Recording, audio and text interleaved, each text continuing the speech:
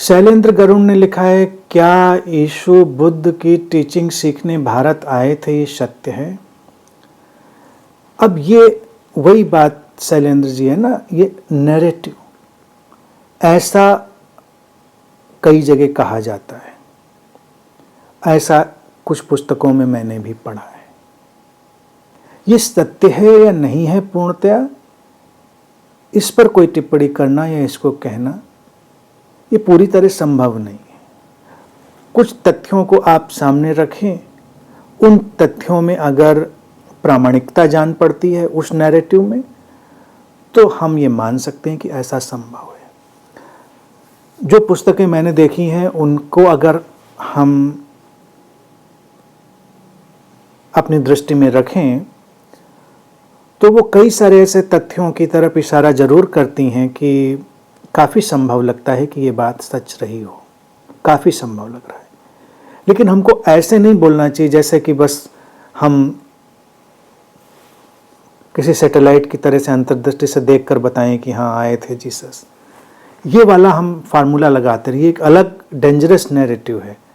क्योंकि कई बार जब गुरुओं से लोग प्रश्न पूछते हैं तो ऐसे ही पूछते हैं कि क्या जीसस भारत में आए थे, तो वो तथ्यों के आधार पर उत्तर नहीं चाहते हैं। वो सोचते हैं जो जिससे पूछा गया है वो आंख बंद करे, टाइम ट्रेवल करे और देखे कि अच्छा उस मठ में बैठ के जीसस साधना कर रहे थे। ये एक अलग किस्म का नैरेटिव है और मैं कहूँगा ये भी एक स्टूपिड नैरेटिव है। हमको इन सब नैरेटिव से भी फ्री हो जाना है इस तरह का। और तुम्हारे पास क्या आया, अगर मान लीजिए मैं अभी इस तरह से पेश करूं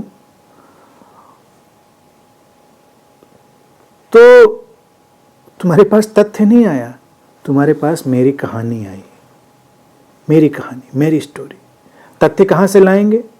हम कहेंगे नहीं मैंने देखा, आई हैव सीन, मैंने उतर कर जाना उस चीज़ को। ठीक है, अब बिलीव इट और नॉट, आप मान लो या ना मानो। तो इस तरह से ऐसे प्रश्नों की प्रासंगिकता नहीं है। हाँ, जो शोध होते हैं बहुत इंटेलिजेंट ढंग से जिन पर काम किया जाता है उनको हम कंसीडर कर सकते हैं और बातों को उस हिसाब से हम देख सकते हैं। और फिर अगर हमारे हाथ में कोई भी ऐसा तथ्यात्मक सूत्र न लग रहा हो तो इन बातों में हमें उलझने की ज़रूरत भी नहीं। आए थे नहीं आए थे, इन बातों से कोई फ़र्क नहीं पड़ता। मरे थे नहीं मरे थे, उसके बाद कश्मीर आए थे कि नहीं आए थे। हाँ, एक बात तो तय है, देखिए अगर उस नैरेटिव को देखें, जो जीसस का ढंग और लहजा है, अगर हम उसको उस तरह से देखें तो उसको देखकर ये लगता है कि वो भारत की जो शिक्षाएं थीं, चाहे वो सनातन परंपरा की शिक्षाएं हों, वो बुद्ध की शिक्षाएं हों, उनसे वो प्रभावित रहे। बाकी जीसस का अंत जिस तरह से बताया जाता है वो तो एक बेसलेस फैंटेसी वाली स्टोरी है ही है, तो उसको तो हम किनारे कर सकते हैं। तो वहाँ पर हम दूसरा नैरेटिव कंसीडर कर सकते हैं कि अगर वो सलीब पर मर गए थे तो वहाँ पर बात खत्म हो गई थी। अब अगर वो सलीब पर मर गए थे तो उसके भी कुछ प्रमाण या तथ्य होने चाहिए थे, जो कि लोग कहते नहीं है क्योंकि भाई वो तो ईश्वर के पुत्र थे। और अगर उनको उनके वहाँ पर ट्रेसेज नहीं मिले तो फिर क्या हुआ? तो फिर उस कहानी में भी कुछ पॉइंट हो सकते हैं कि हो सकता है वहाँ से बच के भागे हों या वहाँ से निकाल दिए गए हों और फिर वो भारत की तरफ फिर आ गए हों। भारत की तरफ दोबारा आने में भी एक आधार ये बन सकता है क्योंकि अगर कोई पहले आके गया है और यहाँ के लोगों का स्वीकार भाव, स्वागत भाव, यहाँ का वो सब देखा है, तो उसको लगता है कि रहने के लिए भाई वो जगह ठीक है, वो उस जगह रह सकते हैं उस देश में। क्योंकि बाकी जगहों पे देखिए क्या था, अपने मत को लेकर मार काट मच रही है, सही गलत को लेकर एक युद्ध चल रहा है।